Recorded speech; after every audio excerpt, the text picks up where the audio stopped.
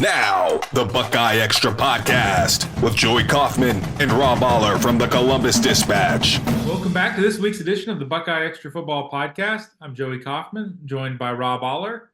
We are here to discuss the Buckeyes' 34-10 win at Purdue, a relatively easy win in West Lafayette. This was a place that was once the house of horrors for Ohio State, but Ryan Day is 2-0 there, and Purdue is better, but they are still a long ways off for really making Ohio State sweat it at Ross-Ade Stadium. Yeah, it was, rinse and repeat.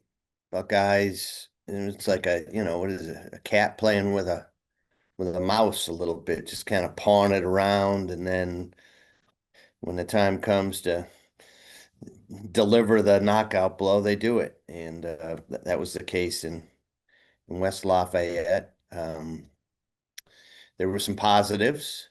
I thought the run game looked a little better. I thought there were some negatives. I thought the pass protection was a little shaky. And Julian Sayin, which we'll get into this, Julian Sayin threw his first interception since the Ohio University game. He now has 4 on the season. And it was a bad pick. And is there such a thing as a good interception? I don't think. Well, you know what? If you throw an interception that counts as a punt, I guess that's not a bad interception. But most other interceptions would be bad. But this one particularly hurt because I believe they were on the 9-yard line, maybe the 7-yard line. He rolled right, threw across his body into traffic. Purdue had dropped 8, and he made a bad decision. So there you go. Yeah, it didn't seem like he really saw the underneath guy on his pick there. It's interesting. 2 out of his 4 interceptions this year have been in the red zone. So that is a place where it's tighter and it's maybe trickier for a redshirt freshman. But that's nitpicking a quarterback who's at the forefront of the Heisman race and completing more than 80% of his passes. It should be noted that he did not have Carnell Tate available on Saturday at Purdue. It sounded like, based on what Ryan Day said after the game, that maybe Carnell Tate was dealing with something, or it was either aggravated or came up entirely during pregame warmups, because he had been expected to play. He had been a participant in warmups, was in uniform, was not listed on the unavailable list when that was sent out in the hours before kickoff. But when the first drive started, he wasn't on the field. Mylan Graham was lining up, and he was just on the sideline standing without a helmet. And Carnell Tate never was on the field. I think it was an interesting game in some ways because there were a lot of guys who probably could have played if this was a top 25 or a matchup type of game. You also had Phillip Daniels, the starting right tackle, who was unavailable, probably could have played if it was a game of higher magnitude. But this is the time of year where Ohio State's gearing up for the stretch run, and we've seen this in the past, maybe where it's a trip at Rutgers in early November, or it's a home game against a Big Ten bottom dweller, that they tend to be on the safer side with some of their starters, as they've now at this point in the season played 9 games. Some of them have maybe played 8, but they're close to double-digit games, and you still have a few more, and then you have a playoff. So this is, I think, a chance where it's if you have an opportunity to take some load management, you're going to do that. I was going to say, as load management come to college football, it's spreading, NBA and now college football. And I think the blueprint was last year's season where they learned, Ryan Day likes to say, we learned a lot, which was rotating guys in at both in the backfield and across both lines, and keeping them fresh, because it is a long season. What's interesting about that is they're definitely taking the long view. They are saying, well, we expect and anticipate making it at least to the semifinals and farther in the playoff, because you wouldn't necessarily do this stuff unless you really thought that you had the team to go far. And I think they probably do think that, and they're probably right in thinking that. Yes. I think so. Where if this is this is not the era where you necessarily need every starter available as possible, and you need to drub the opposition by as many points as possible because you needed to impress the voters or a selection committee for one or two or three or four spots. If Ohio State wins every week, and even if they stumble once or twice, they're going to make the college football playoff. Maybe the seeding's affected, but the era of trying to really max out your performance each week is just not the same as it was in the 90s or 2000s or 2010s. Yeah, that's fair. The real question is, what do you do about the Michigan game? I can't imagine you save guys, um, No, but the Michigan for the game for the dovetails. playoff. The Michigan game dovetails toward your stretch run. I think that Correct. almost gets included in a sort of a playoff formula because this is a soft underbelly of the schedule right here, where you're at Purdue and then you're UCLA and Rutgers. I mean, this is not a stretch where you are really going to be challenged in the lead up to Michigan and then the Big Ten championship game, presuming they continue to win, and then the college football playoff. Yeah, yeah, exactly. Another highlight against Purdue in an otherwise sort of, I wouldn't call it a snoozer game, but it wasn't super exciting, probably because it wasn't close. You wrote about the kicker, Ohio State's kicker, and that's not an insignificant uh, situation in terms of. Well, I'll let you talk about it. You wrote about him. Well, it was a better 2 minute drill than they tried the week before against Penn State, where they had the ball and they were going to try to get a quick score before the half, and C.J. Donaldson fumbles.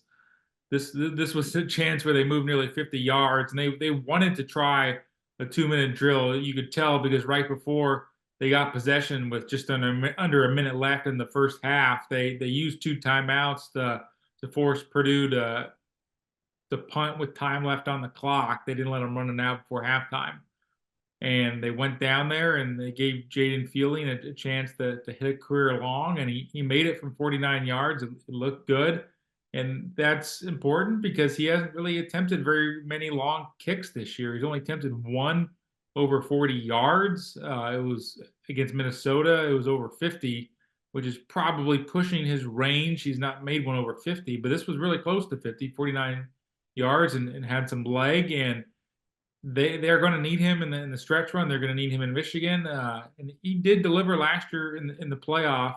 He was not fully healthy last year, dealing with a hip injury. He's healthy this year, and I think it gives him a chance to get some confidence. That's a position I think where those guys need the jolt of confidence because they go stretches where you're not in there and kicking in a real game outside of practice. So he made two from 40 plus.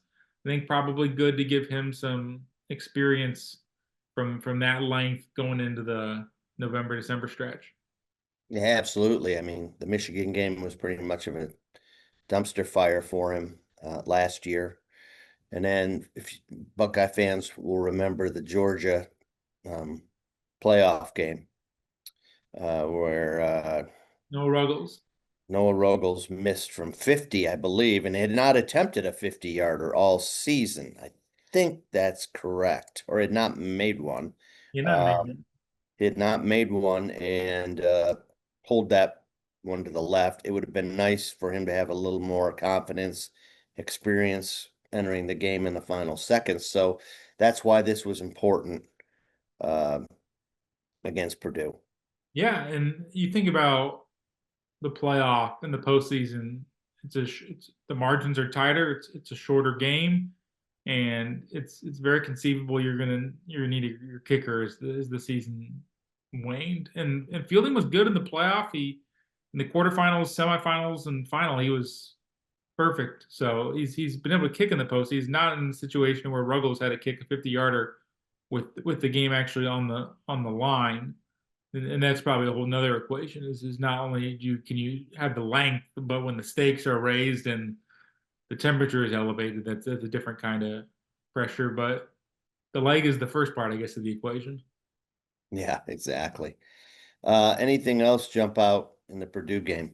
Well, I Before think it we- was a chance to maybe see, and I don't think there's really any doubt about the prowess of Jeremiah Smith, but this was the first time really in his career where teams really could just totally zero in on him because there was no Carnell Tate on the other side where he was gonna maybe attract some more attention, or there was no Emeka Ibuka. I mean, this was a case where he was a lot more inexperienced targets around him, and he had a career high 10 catches. Every time he was targeted, he came away with the ball. So I think in terms of the Heisman Trophy implications of this game, and let's face it, this game in some ways was about style points for those two after Ohio State began formally promoting them for the award the week before. This was a chance for them to really kind of have their way with a team in the Big Ten standings that was going to give up big plays. And I thought for Jeremiah, this was a big game for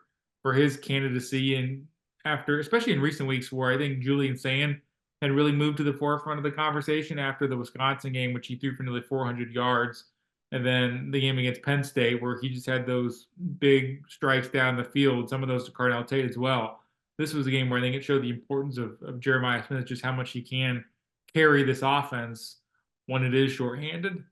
And they were creative getting him the ball. The touchdown that he scored on in the second quarter came where he was lined up actually as a slot receiver, and really them kind of mixing up the positioning of where he was, I think shows the development of him.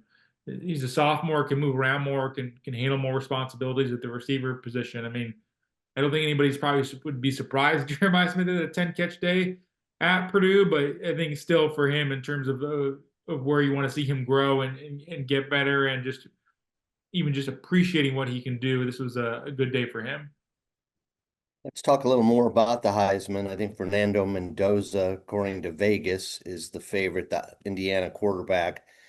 He moved ahead of Sayan. I think, was at the top, and then after the Hoosiers comeback win against Penn State, that won Mendoza some more votes, even though there are no actual votes yet. It's all speculative. Joey loves the speculation part of this, but if you had to pick between, I'm on record that I would take Sayan over, slight edge over Jeremiah Smith, just because he handles the ball every play. And I know it's not an MVP award, it's the best, supposedly goes to the best football player. Most Yeah. outstanding.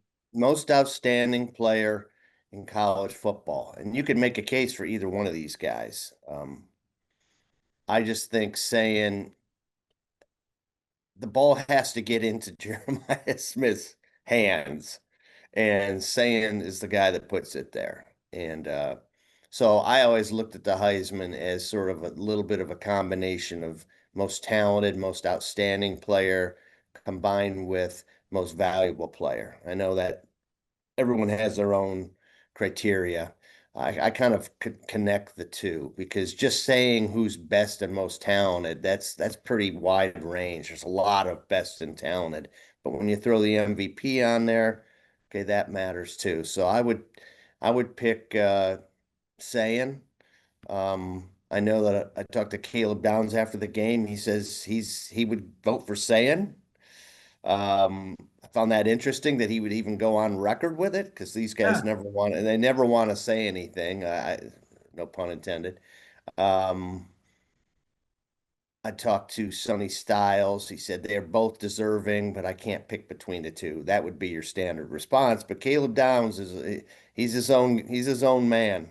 He speaks his mind, and he just said saying he didn't downgrade Jeremiah Smith, but I just think he's very impressed by what Julian Sayin has done based on the lack of experience coming in. I would say the quarterback of the defense picking the quarterback of the offense there. Yeah. So I'm letting you off, I kind of let you off the hook there. No, I do think it's an interesting race. I was giving you a hard time when we got to the press box at Purdue after interviews and all that, and you were telling me about what you were writing, and then you were talking about Fernando Mendoza at Indiana moving to the front of the race, and I was giving you a hard time because I was asking, did people start casting ballots? it's a compelling race, but it's all going to come down to the final weekend of the regular season when Ohio State plays Michigan, and then the Big Ten championship game, because a lot of this stuff right now is just sort of jockeying for a position. It's the pre-race trials in a way. I mean, this is all qualifying. Who can have a good qualifying time, but eventually they're going to get set up and they're going to run a lap or two in late November, early December, and whoever prevails in those settings is going to win the Heisman Trophy. Because you look at C.J. Stroud in 21 and 22. I mean, he lit up Michigan State in his first year as a starter in 21, had a record day against a very good Michigan State team that was top 10, and then went to Ann Arbor with a chance to really kind of cement himself in the race and edge out Bryce Young in Alabama. But Ohio State lost that game, and his sort of narrative and case fell apart at that moment. And I think it's going to be that way this year, where Ohio State and Indiana are on a collision course. They're 1-2 in the playoff rankings. There's a very good chance that both of them will be undefeated if they make it to Indianapolis. And in that situation, I think whoever outduels one another, if it's Julian Sayin beating out Mendoza, then he's, I think, in a very good position to win the Heisman Trophy. And you can't rule out Alabama's Ty Simpson as well, as Alabama keeps stacking wins, and maybe he helps them win the SEC. I do think whoever is sort of considered the best player at Ohio State is going to really have a good chance to win the award this year because of the narrative that's going to build around them. Ohio State hasn't beaten Michigan since 2019. So if Julian Sayin is the quarterback for Ohio State and goes to Ann Arbor and vanquishes the Wolverines and snaps this losing streak, that's going to do a lot for his candidacy, that he's going to be the quarterback who beat Michigan, the quarterback who ended the Michigan spell here. That, I think that's going to be a powerful narrative, because that's so much of the way this award is based around is the story that voters kind of fall into. And a big reason why Ohio State's quarterbacks haven't been able to deliver in previous years, either they didn't have the gaudy staffs or their story kind of fell apart at the 11th hour. Do you think there's concern that Smith and Sayin will split votes, that some will vote for Smith, or do you think there'll be a consensus by then? I think you're spot on with the Michigan game, and even more than that this year, if it is Indiana versus Ohio State and it's Mendoza against Sayin, the winner of that game, I'm not even sure the quarterback has to have a great game. You just have to win that game. I do think a consensus will emerge. We saw this in 2020 with Alabama, where they had Devontae Smith and Mac Jones, who were both up for the award. Smith, the wide receiver, ended up winning it. I believe Mac Jones they didn't have true finalists that year because of COVID, but he was up there in the voting as well. But it seemed to be the consensus opinion had formed that Smith was the most valuable figure in the Alabama onslaught, and that was the reason why he won the award. So I think part of it will be who is most integral in a situation where, if Ohio State does run the table, who is the biggest reason why maybe they beat Michigan or beat Indiana. And if that happens to be Jeremiah Smith, he's going to have a case to win it. And if it's Julian Sayin, then he's going to maybe, I think, move ahead of Smith in that pecking order. But it's just easier for a quarterback to win because they touch the ball every play, and there are so many playmakers on the Ohio State offense where you could throw the ball to Jeremiah Smith, but then you also have Cardell Tate, and you also have Max Clare, and Brendan Ennis can do some stuff for you. Bo Jackson's been an explosive playmaker out of the backfield as well at times. He almost had that big run to start the Purdue game. He took that to the house, if not for the block in the back by Jeremiah Smith. But there's so many weapons on the Ohio State offense that the quarterback tends to be the most common denominator because he's the one getting it to him. So that, I think, ultimately probably will tip the scales in his favor. Yeah, and Ohio State's last Heisman winner, quarterback Troy Smith. Also wore number 10. Also wore number 10.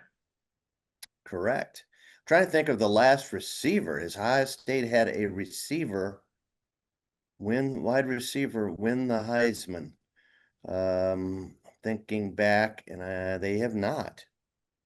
They've not. They've had many running backs, quarterbacks, but no wide receiver. Not that that would tip the scales, but I find it interesting. I mean, Jeremiah Smith is a spectacular specimen.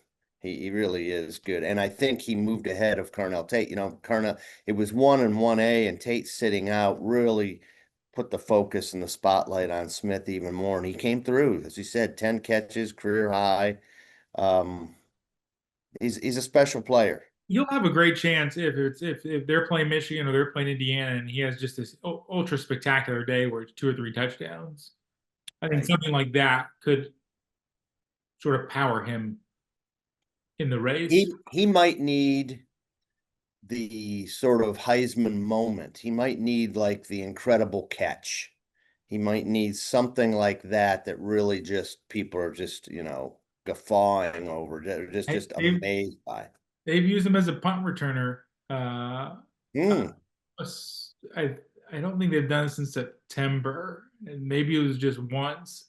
I'm not sure he's actually returned one, but he has fielded a punt, and they have remained open to using him as a punt returner. And some guys have won the Heisman Trophy by returning a punt for a score at Michigan Stadium.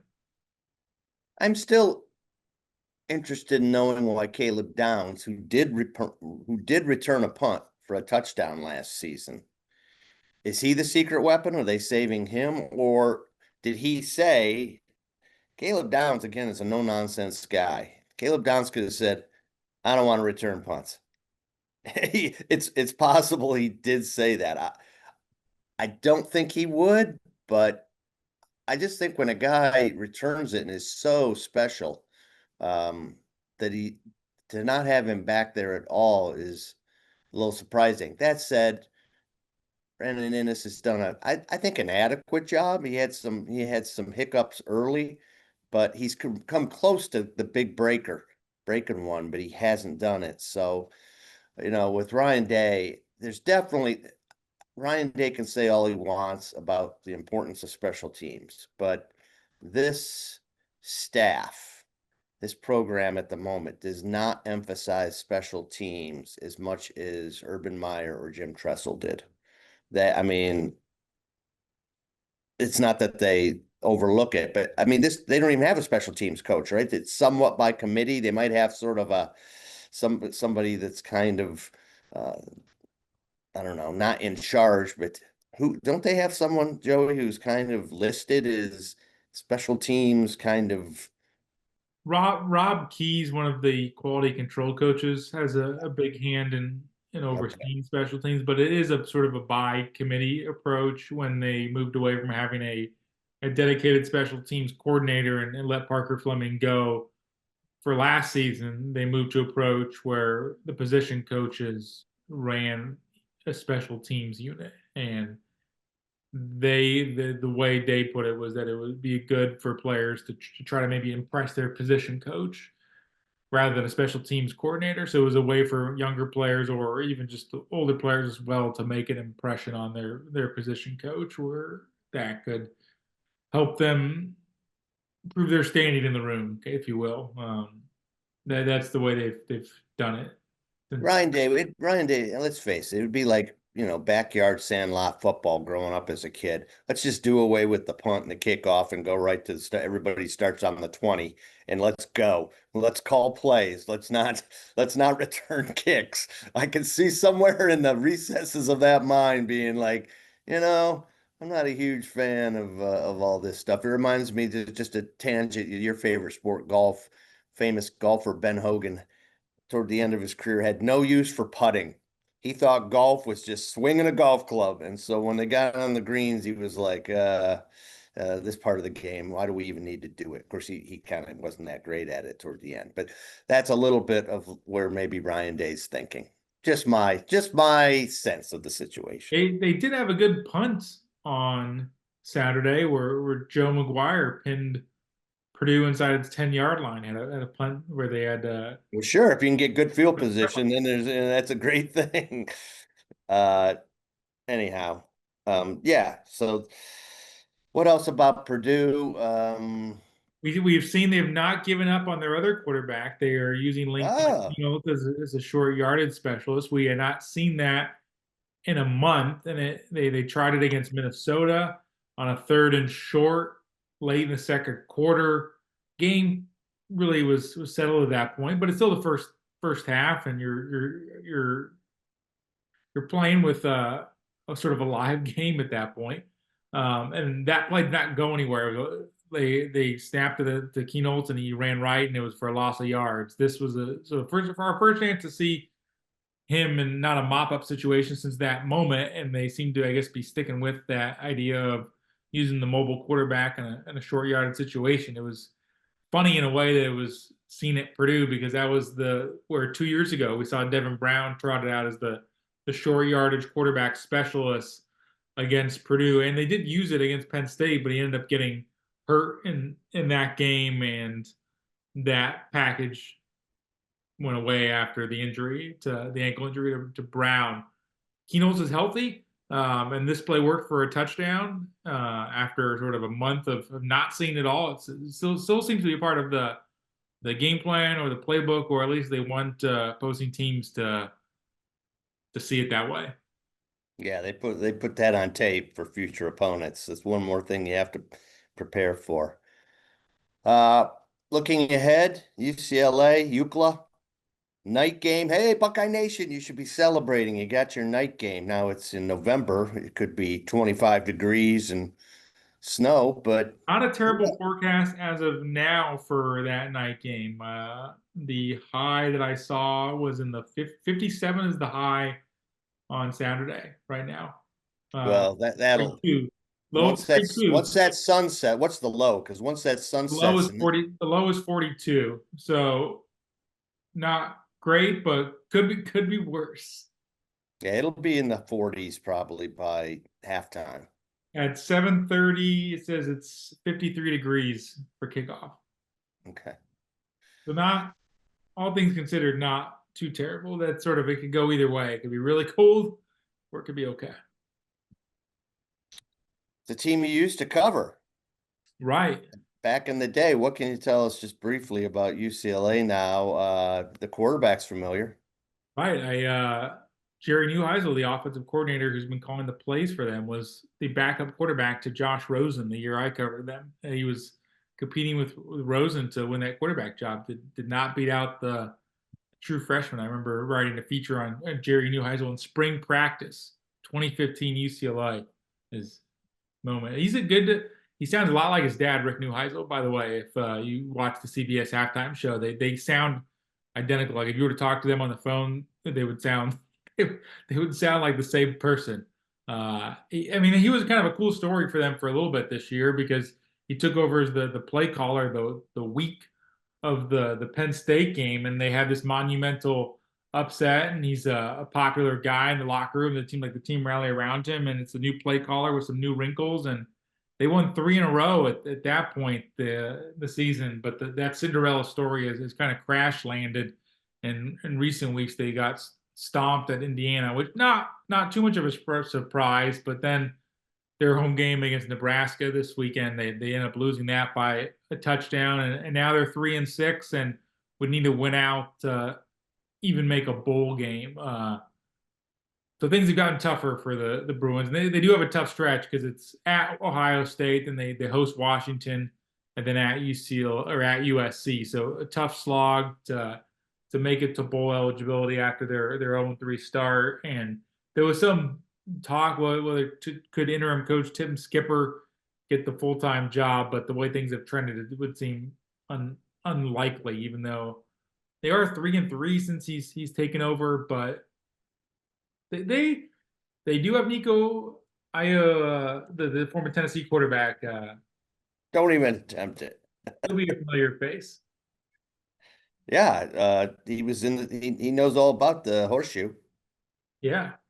Having played, he was the Tennessee starting quarterback and was okay.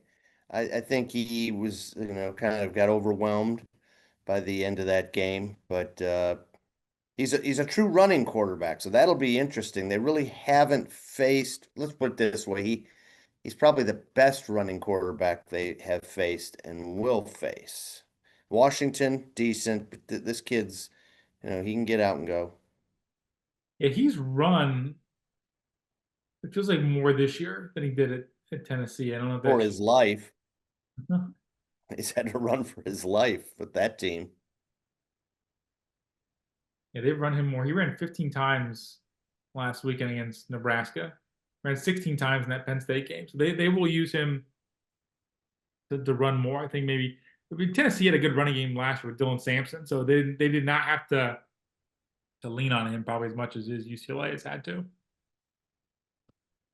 Yeah, I would expect. We'll see. We'll see what our I think a good test. I think a good test for Ohio State because you are playing a quarterback who I think has a chance to play on Sundays, some days, and the quarterbacks they've seen in the Big Ten this year, just most of them are not that type of guy. So probably the best one to face since Luke Altmaier at Illinois and DeMar Williams at Washington. That stretch where they saw those two guys, best since then, I think. Yeah, it's probably going to be a 3-touchdown game. He is probably, I'm trying to think of best quarterback faced this year. Probably Arch is still the best they've played. And then it's a case of whether you like Williams at Washington, Altmaier at Illinois, or maybe Nico at UCLA. Yeah. I don't think there's too much concern for the Buckeyes here. I mean, like I said, I think probably a 3-touchdown margin, maybe not quite that. I don't know what the line is, but I would think it'd be somewhere. I think it was close to 30. 30 points, yeah. Yeah, okay. I think it'd be somewhere around that, in that vicinity. And part of it is you want to see if just some of these guys come back and if they're healthy. Carnell Tate, Phillip Daniels, Joshua Padilla's status is still up in the air. He's sort of their sixth offensive lineman, did not play at Purdue. It's not for sure he'll come back this week. They did think he would come back for Michigan at least. So if it's not this week against UCLA, probably against Rutgers. But that still seems to be a week-to-week deal. And the way Tegra Shabola is playing at right guard, you would like to have maybe the option of him, Padilla, be able to rotate, because I thought that that's still a situation where they are still looking at in the right guard spot. How much a concern was the pass protect against Purdue? Because Purdue was not known for getting after the quarterback, and I don't have the numbers in front of me. It seemed like Sayin had faced a few more pressures. I think he got sacked. Was it once or twice? Twice, and they'd only given up 3. Yeah. All year before then, but Purdue was able to get after Bryce Underwood the previous week. I mean, their pass rush has come around in recent weeks. That was probably one of their better strengths is their ability to get to the quarterback. But not a team where you would think Ohio State would be able to maybe hold up. Yeah, something to keep an eye on. I guess over the next 2 games. Yeah. Over the next 2 games. Yeah. There you have it. Ohio State and Purdue, or Ohio State and UCLA under the lights this week after Purdue has been defeated. 7:30 kickoff. Bring a coat. It'll be cool. That was Rob Oller.